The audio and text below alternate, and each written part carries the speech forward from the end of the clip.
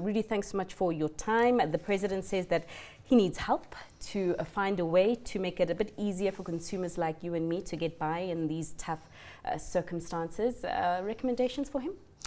Yes, we saw today that the President is inviting, civil society, people from the stakeholders in the transport sector, etc., to give advice and to give inputs on how to reduce this price hikes and how to try and curb it. One thing that is very important, and I think that we must go to the statement of the economic cluster today, sure, is that they say that levy on a tax on fuel is one of the most efficient instruments of raising revenue for governments worldwide. Sure. And that is the problem. The motorist, the motor owner, the transport user today is the easy target for government to collect taxes from. Sorry. Mm-hmm. It is easy, the same for VAT. It is something that we all must pay and in transport, if you want to go to work, if you want to manufacture, produce, or move, you need fuel and you need transport. And that is the easy target. And I think government is overstepping the boundaries here with his access on especially the levies, every year the increase in levies. And the quantum of the increase in levies, and particularly over the past 10 years, I mean, it's literally leaped. I mean, is that justified? Absolutely. I mean, I don't think that you can ever justify a 330% increase in the road accident fund levy over a period of 10 years. The same with the general fuel tax levy, 165% increase in a decade. And that is ridiculous. We cannot justify that at all. Okay, so now we know what they shouldn't be doing, but we've got 2 weeks now to come up with a plan on what they should be doing. So for you, what does that look like?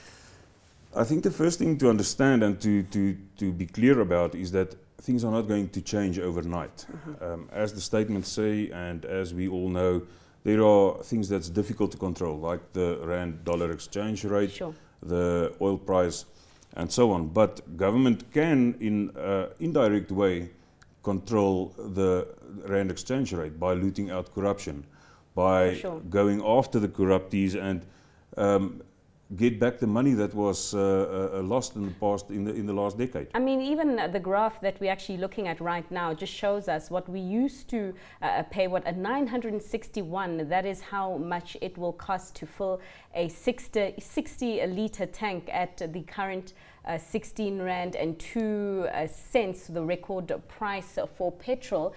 And about a third of that goes to the RAF. So the statement that that government was saying that is the most effective way for a country to raise revenue by taxing petrol.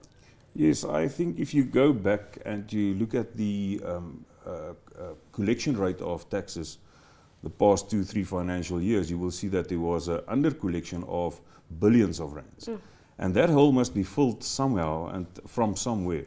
And once again, the motorist, the fuel consumer, that's the easy target. And I suppose the cigarette industry, they came out with that report yesterday showing about how much billions of rands, in fact, is lost because of under collection. But we do also know that government has tried to increase the amount of products that are exempt from VAT. I don't know if this is something that your organization is also looking into, and if you've got any suggestions on what should be on that list. Yes, OUTA is looking into, if you look at our name, Organization Undoing Tax Abuse, obviously we're looking at the tax industry and what is happening with tax in the country. We are busy setting up a research team that will deliver nearer to the budget speech for next year proposals to the Minister of Finance to look at certain of the suggestions that we have.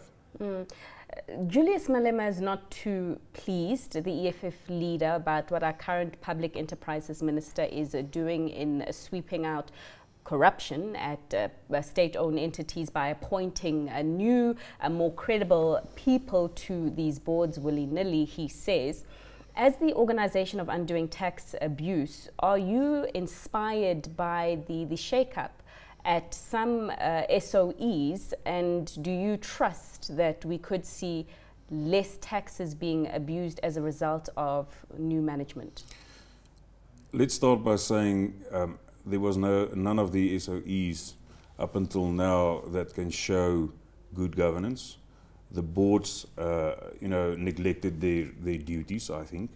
And it was time for a change and time for a cleanup. And we are happy about the cleanup. We are happy about what Minister Gordhan is doing. We need some time, and I do hope that these boards and the board members will not take ages to come up with plans for turnarounds of the SOEs. But we needed a change, and it was necessary. I think if we look back the past 5 years, what happened at the SOEs, and longer than that even, we must be honest with ourselves and say the picture is not good. It's not a good-looking picture. Well, we will have to leave it there for now. Perhaps a catch-up in 2 weeks' time when we see what this package looks like. But of course, as you have rightly said, it's not going to be a situation that changes overnight. That, of course, was Rudie Heyneke, Portfolio Manager for Transport at the Organisation of Undoing Tax Abuse.